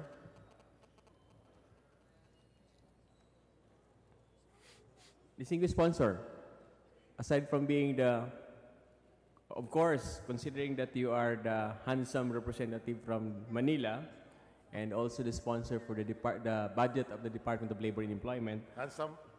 I am sure that you are familiar with Republic Act 1081, an act covering the operations and administration of the Overseas Workers Welfare Administration. Am I supposed to assume that? Am I correct? Yes, yes, Mr. Speaker. Am I also correct to assume that you are aware that the said law provides for the protection of overseas workers and their families? Yes, Mr. Speaker. And I'm sure you are also aware that the main thrust of the agency is the development and implementation of welfare programs for the benefit of our overseas workers and their families. Opo, Mr. Speaker. I'm sure the good gentleman from Manila is also aware that membership in this OWWA, the agency, is through enforced contributions, and there are also voluntary contributions. Yes, Mr. Speaker. And in fact, the power, one of the biggest, most potent power of this agency is the administration of the OWWA fund. Is that correct? Yes, Mr. Speaker. My question, Mr. Speaker, distinguished sponsor, relates to this OWWA fund. As you know, perhaps, and you will agree with me, Mr. Speaker, distinguished sponsor, is that the status of the OWWA fund never appears in the yearly appropriations of the Department of Labor and Employment. Is that correct? Yes, Mr. Speaker. It is the case because it is an off-budget account. And so it could only be located in the BASF, the Budget of Expenditures in Sources of Financing. Correct? Correct, Mr. Speaker. Now my question is, do you also confirm that in 2015, the receipts coming to this fund has already reached 2,898,554? Yes, Mr. Speaker. And that in 2016, it had 2,851,873. Yes, Mr. Speaker. Also, in 2017, it has already reached 2,415,276. Yes, Mr. Speaker. Mr. Speaker, distinguished sponsor, I have no problem with the receipt of this income, but what I have a problem about is the expenditures because there is no itemization of what expenditures this consists of. Am I correct in that observation?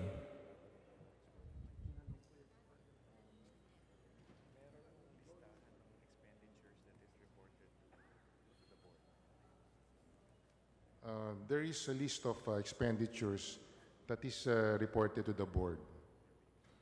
Can we request this committee as well as This representation may furnish a copy Yes. of that itemization because it's not reflected in the BASF.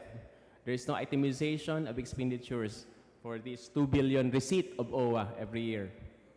I'll just try to get the information from OWWA, and we will submit it to you, Mr. Speaker. As this representation mentioned a while ago, Mr. Speaker, distinguished sponsor, the main thrust of OWWA is the development and implementation of programs for the welfare of overseas Filipinos and their families. Ang tanong ko po, bilang isa sa mga kinatawa ng sektor ng edukasyon sa ating bansa, meron po ba kayong mga programa sa edukasyon for overseas Filipinos and their families? Meron po tayong mga scholarship programs para po sa mga overseas workers, ang mga dependents, at saka yung covering baccalaureate degrees. Vocational Technical School, meron din po. Pwede po bang makisuyo na ma-educate itong representasyon na ito by way of a report kung ano po yung mga educational programs, scholarships ng inyong ahensya? Yes, Mr. Speaker, we will submit to you the list of those programs. Mr. Speaker, distinguished sponsor, with the promise that I will be awaiting my education with respect to these reports, I am now resting my case. Thank you, Mr. Speaker, distinguished sponsor. Majority Leader. Mr. Speaker, may we recognize, I move to recognize Congressman Ay Casilaw of Anak Pawis.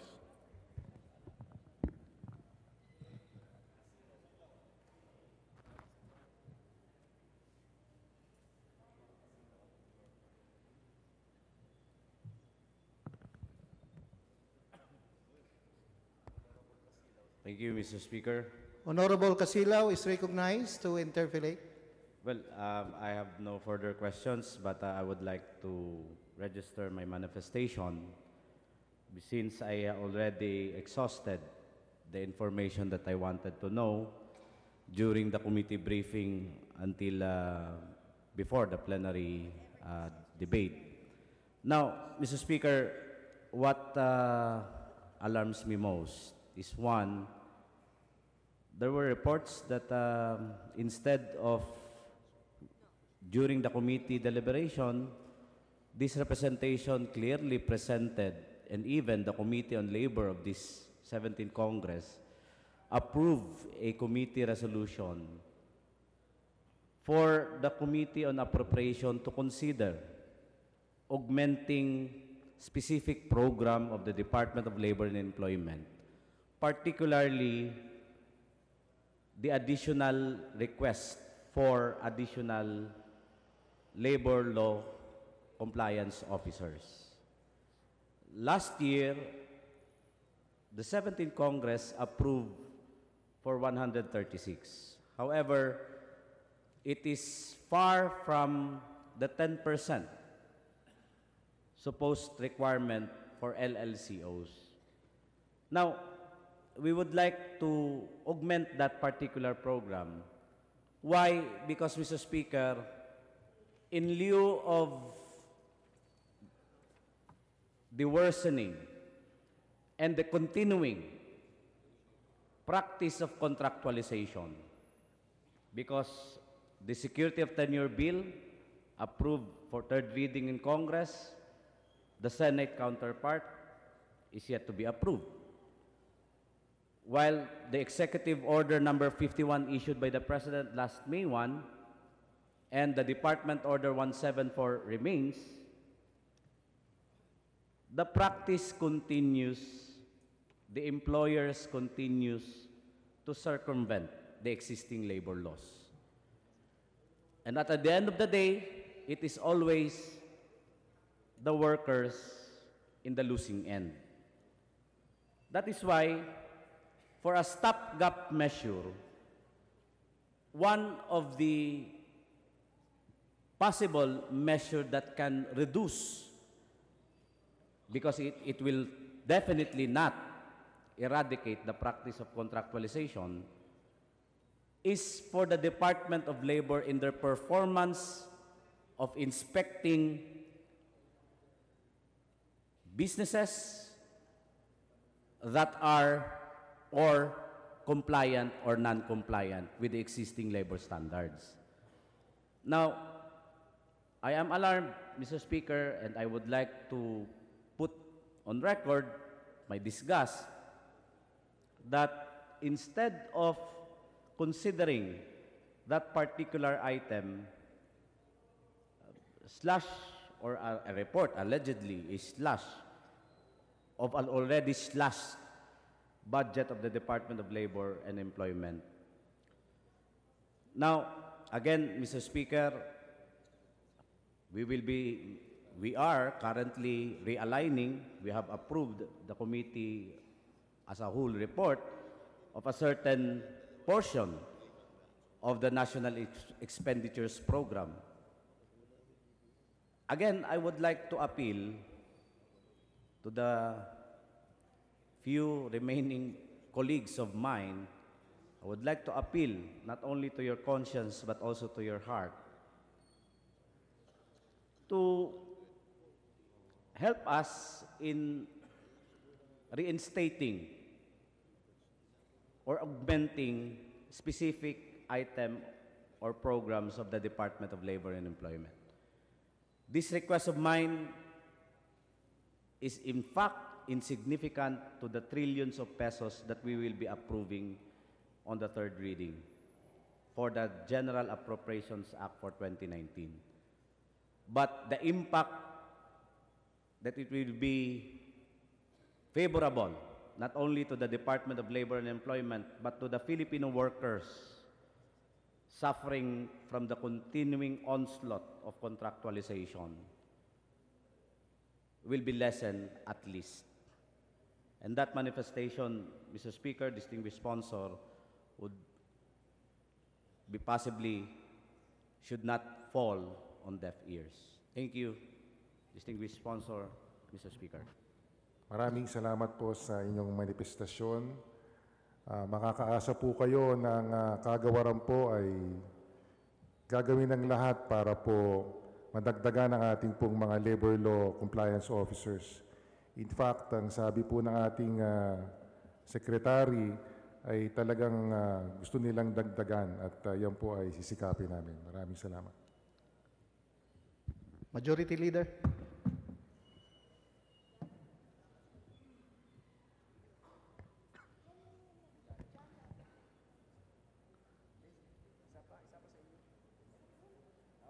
Mr. Speaker, I move to recognize Representative Arlene Brosas of Gabriela, party list. Honorable Arlene Brosas, recognized. Thank you, Mr. Speaker. Ilang katanungan lang po, Mr. Sponsor. Sinisenyasan po ako ng Secretary. Hindi po ako magagalit. Tanong lang po. Kinagagala ko pong sagutin. Thank you, Mr. Speaker. Hinggil sa voluntary regularization ng SM, Mr. Speaker, isa sa mga itinanong ng Gabriela sa committee-level deliberation ng DOLE, budget for 2019, ay kaugnay ng tila exemption ng SM malls sa mga kontraktual.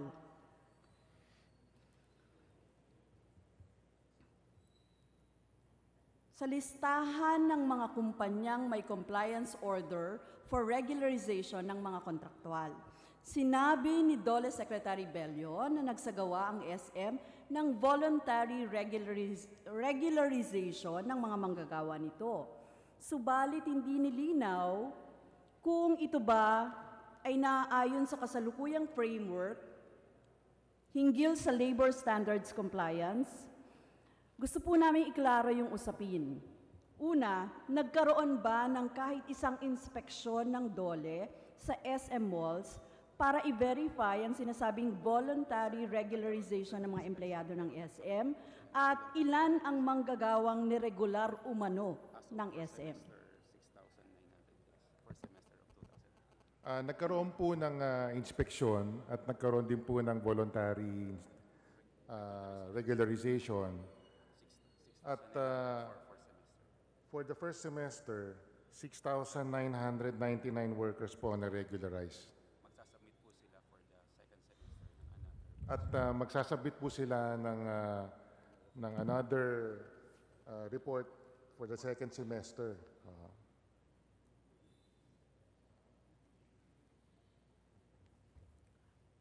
Ginoong sponsor, kung may inspeksyon sa sinasabi ninyo na at nag-voluntary regularization ng 6,900, kailan po yung inspection isinagawa?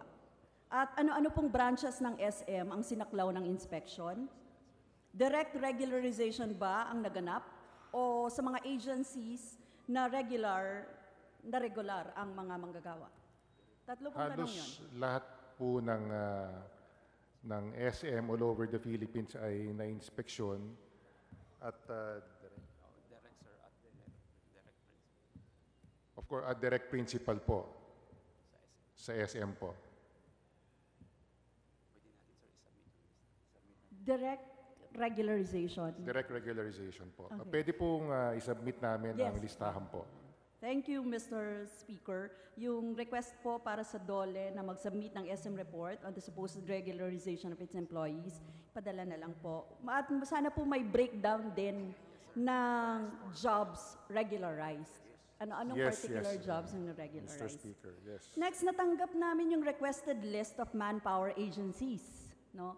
Pero na-browse ko lang po. Ng SM, kapansin-pansin na janitorial at security services lang ang subcontracted functions. Paano nangyari na walang subcontracted sales employees ang SM? At paano, halimbawa, ang mga empleyado sa SM Supermarket at sa SM Department Store? Sir, yung mga cashier kasi sa bagger, directly hired. Janitorial at security services lang po. So, ibig sabihin, anong status nitong sales employees at saka mga Yung sales, sir, ano po, empleyado sa supermarket at department store? yung cashier, directly hired. Yung pong mga cashier directly hired at yung pong mga salesperson, empleyado po ng concessionaires. So sa ginoong sponsor, Mr. Speaker, sa concessionaires, agencies ba ito? Ibig sabihin? Yes, Mr. Speaker. So naka-ahensya pa rin sila at wala pa rin talagang regular, hindi pa rin regular, contractual pa rin sila sa mga ahensya. Sir, yung cashier is cashier, baggers, directly hired, walang third party. Pero yung salesperson ang tinatanong. Sir, ano po yun? Empleyado po ng mga concessionaires. Opo, tama po kayo. Yung pong mga salesperson ay empleyado ng concessionaires. At yung pong mga bagger at cashiers ay direct hired po ng SM. Walang third party po. So, Mr. Sponsor and Mr. Speaker, wala pa rin talagang solusyon dito, no? Hindi pa rin talaga nagawa ng paraan. But anyway, on my next question po, umugong sa social media ang Facebook post ng isang aplikante sa Landmark Makati kaugnay ng di kanais-nais na kalagayan ng restroom ng mga empleyado. Sa Makati po ito, Landmark.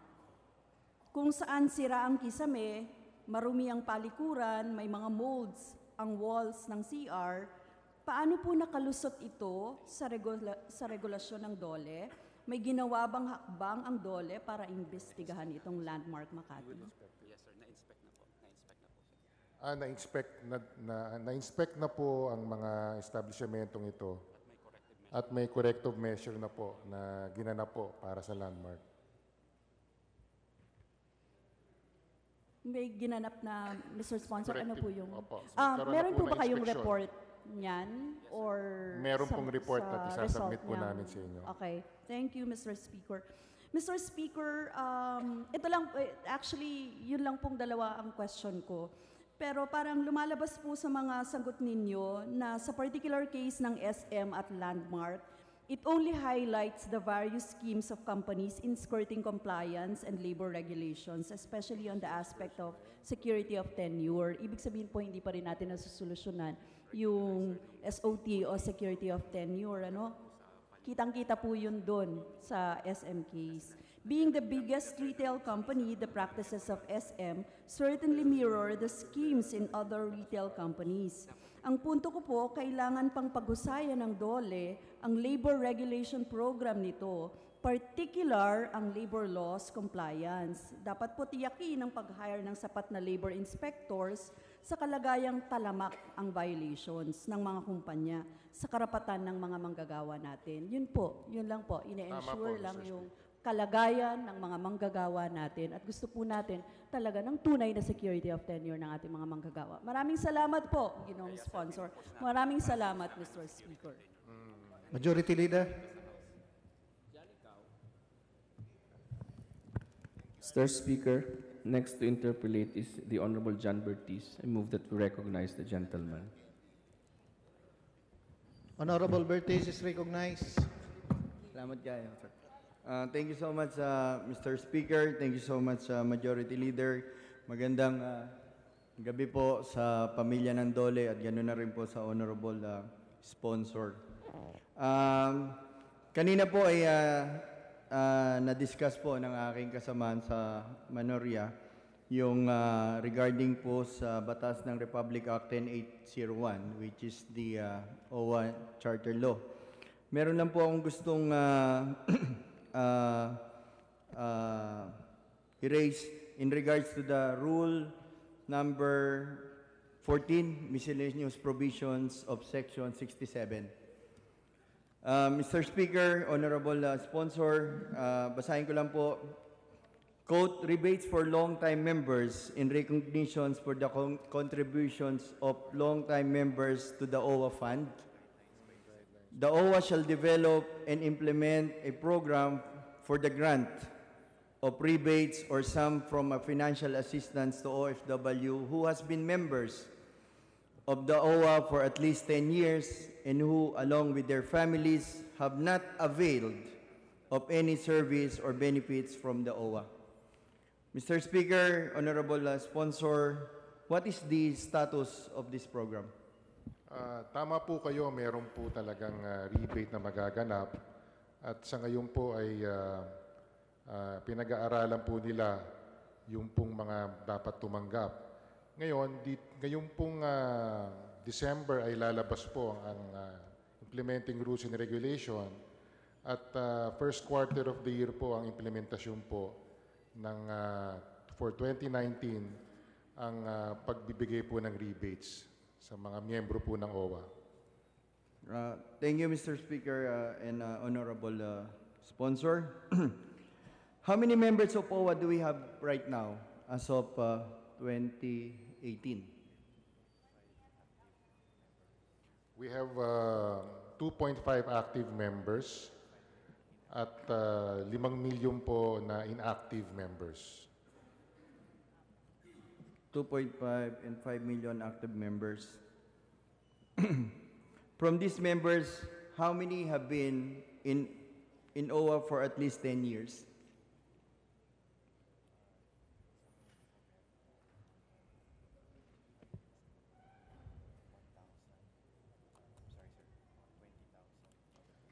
Sa ngayon po, meron po tayong more or less mga 20,000 po na miyembro po for 10 years. 10 years member. Kasama rin po ba rito, Honorable Sponsor, yung mga nag-contribute na mahigit 10 taon hanggang 15 taon pero hindi na po sila bumalik sa ibang bansa? Kasama po dito, kasama po. Ibig sabihin po nito ay ito po yung mga hindi naka-avail na meron po silang makukuhang rebate.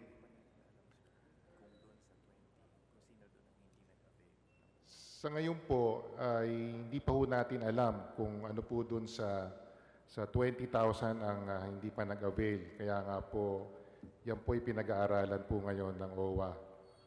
Kaya po ito'y ma-implement nga po next year at lalabas po ang IRR ngayon pong Disyembre. Thank you po, Honorable Sponsor and Mr. Speaker. For example, yung isang OFW na sa Saudi Arabia ng 1990 to 2002. Tapos pagdating ng 2003 ay tumigil na siya. Hindi po siya naka-avail ng any benefits or any financial assistance. Ganun na rin po ang kanyang pamilya. Meron po bang makukuha ito? Yan po covered po in that situation. Mr. Honorable Sponsor, pwede po bang malaman mga more or less magkano po ang pwede niyang makuha?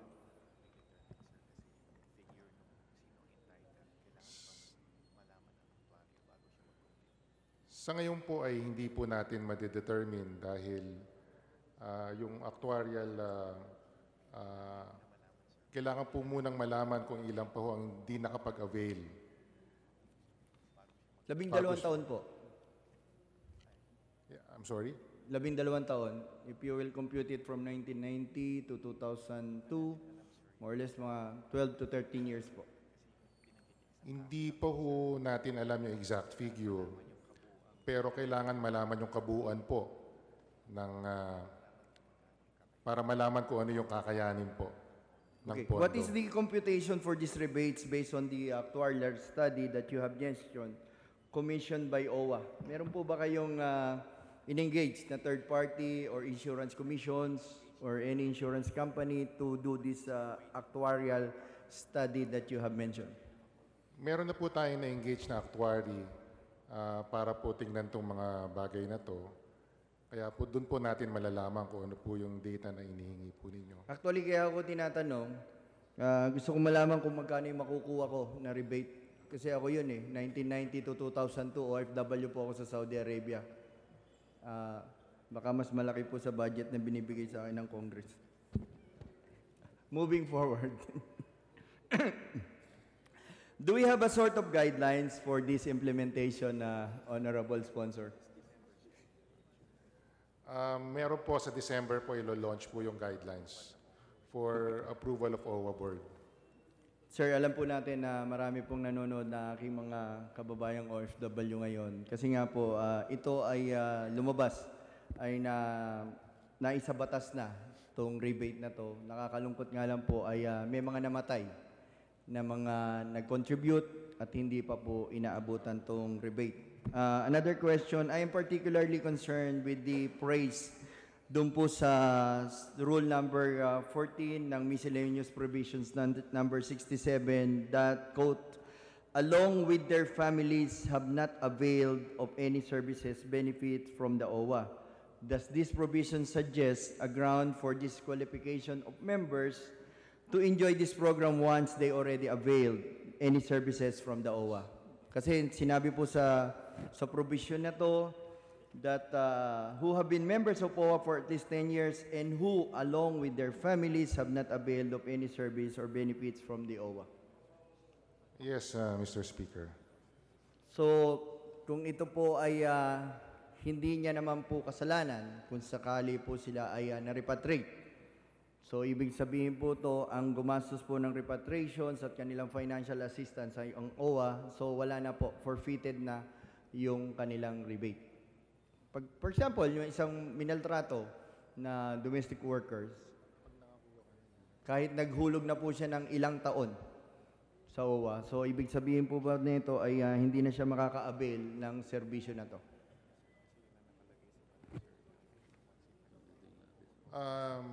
Totoo po yun. No? Nakalagay po sa batas na once na nag-avail na po, ang isang member ay hindi na po makakapag-avail uli. Pero kung hindi pa po siya nakakapag-avail, ay po pwede po siyang makakuha ng rebate o availment. So, alam ko po ang ating Secretary, Honorable Secretary of Department of Labor is the chairman of OWWA Board. Tama po ba? Yes, Mr. Speaker. Mr. Honorable Sponsor, meron po ba tayong exact date kung kailan po natin pwedeng ipangako tong rebate na to? Ngayong taon, next year, after 1 year, 2 years, or bukas? Wala pa hong eksakto pero first quarter of next year po ang kanila pong inaasahan na ma-implement po ang rebate ng mga miyembro po para sa OWWA. Mr. Speaker, sa ngayon po kasi meron po tayong 5 milyon as nabanggit niyo po, Honorable Sponsor, na mga non-active members na at 2.5 million po yung active members. Ano po ba yung ginagawa ng ating OWWA para po ito ay mailagay sa isang database? Kasi bilang isang dating OFW, alam ko pong mano-mano yan. Paano po kaya natin masusolusyonan to? Dahil kung babalikan po natin yung 5 milyon na yon at wala po tayong tinatawag na proper database system ngayon sa OWWA, ay imposible po talaga na ma-implemento for the next, I don't know how many years. God help us. Meron na po tayong database ng sinasabing binabanggit pong member. Ngunit ito po ay ini-input pa ho yung mga information dun sa mga nakapag-avail at saka dun sa hindi pa nakapag-avail. Pero meron na pong database. Okay po. Wala na pong katanungan. Maraming salamat po. Ay, isa na lang nga po pala. Yung mga tumataas na naman pong bilang ng mga suicide cases. Just recently, kung nabalitaan nyo, meron pong namatay sa Singapore na actually kababayan po mismo ng ating administrator ng OWWA na taga Iloilo. Ang nakakalungkot po, on the 3rd day of the reported death of that OFW in Singapore, I will give you the name po, just to be clear. Ana Basa Barreto, 30 years old, Barangay San Lucas, Barotac, Viejo, Iloilo. Based on incident report, ang date of death is September 13. Dumating ang cadaver sa Maynila ng September 15. So, paano pong nangyari yun? Ano po ba ang ginawa ng OWWA, POEA dito? Dahil in the history po, ako bilang isang representante ng OFW at dating OFW, hindi pa po nangyari sa history natin na ang isang reported suicide daw ay umuwi in less than 3 days. So, ibig sabihin, walang nangyaring autopsy, investigasyon sa pagkamatay po ng isang OFW na si Ana Basa Barreto na taga Iloilo po.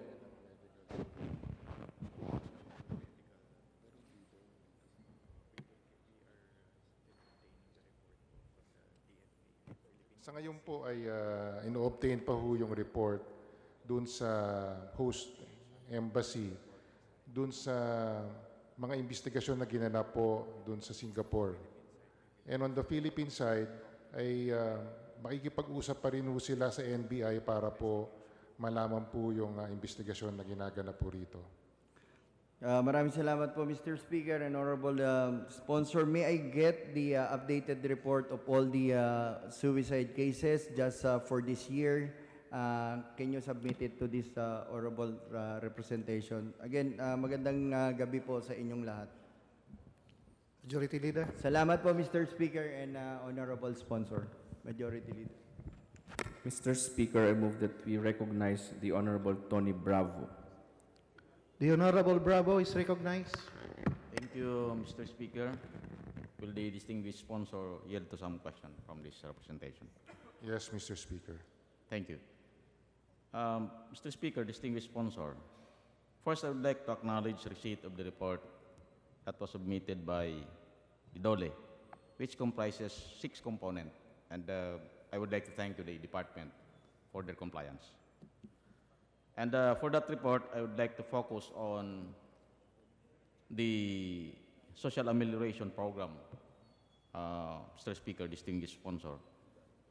I'm very concerned of this because this is a an assistance that augment the income of sugar workers, our farmers, one of the poorest sector of our society. It is actually being managed by DOLE, or Department of Labor. Am I correct? Yes, Your Honor. And the Social Amelioration Program, or SAP, in the sugar industry has the following components. That is the cash bonus distribution program, maternity benefit program, death benefit program, socioeconomic projects, and tripartite consultative mechanism. Am I Yes, Your correct? Honor. Yes, Your Am Honor. I correct? Let me proceed immediately to the findings of the COA in 2016, because from this I have extracted significant observation, which since it was released in 2016, I presuppose had been acted already by the department. It's about the following recommendation, Mr. Speaker, distinguished sponsor, is recommending that the accumulated unclaimed bonuses, which amounted to 596,866,549, remain unliquidated by the mills and planters. Was it acted already by the department?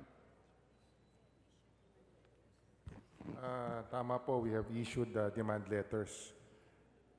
So there were already demand letters issued to Yes, these Mr. Speaker. mills and PAs. Yes, Mr. Speaker.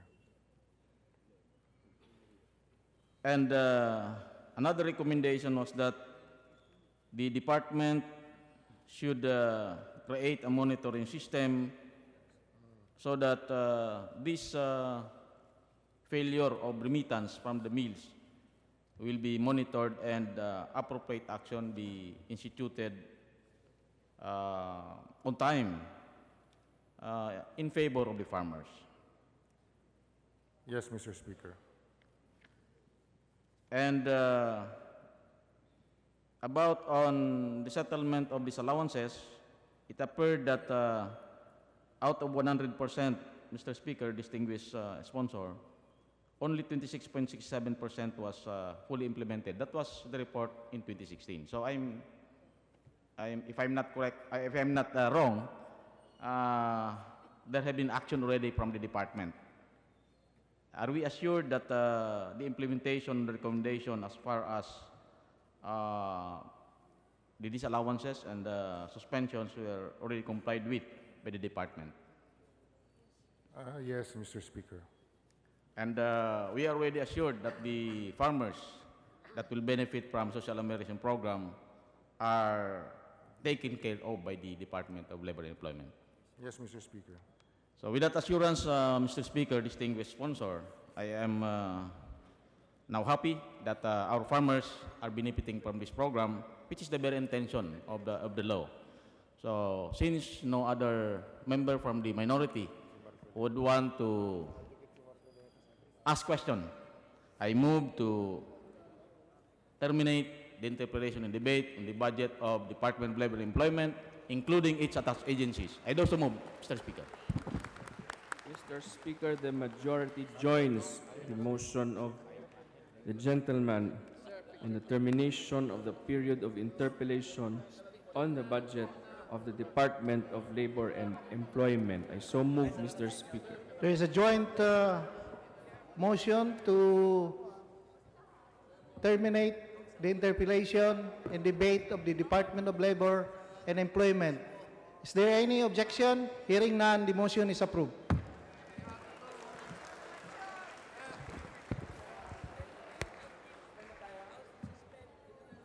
Session suspended.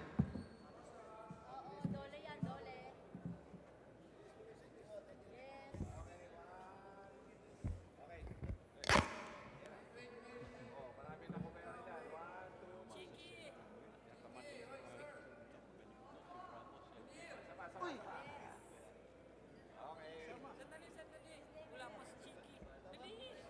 Sige na, habang wala pa. Habang wala pa, sige na. Ay. Ay, James, dapat ikaw para na po.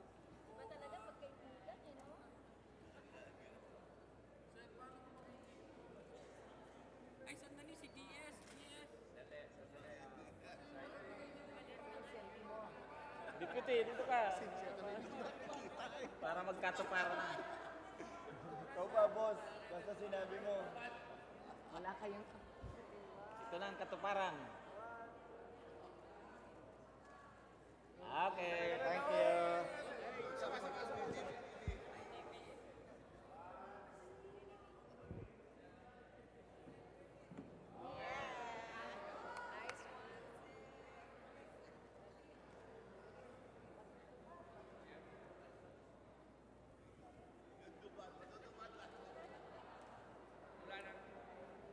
Spend na tayo.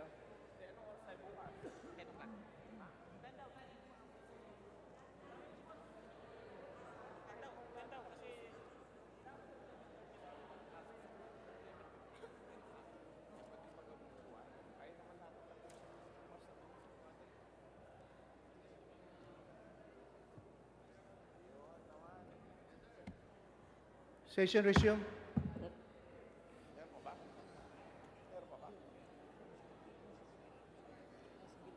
Mr. Speaker, I move that we suspend consideration of House Bill number 8169. Is there any objection? Hearing none, the motion is approved. Mr. Speaker, I move that we suspend session until tomorrow, the 21st of September, at 1 o'clock in the Is there any afternoon. objection? The session is suspended until 10 o'clock tomorrow morning. 1 o'clock.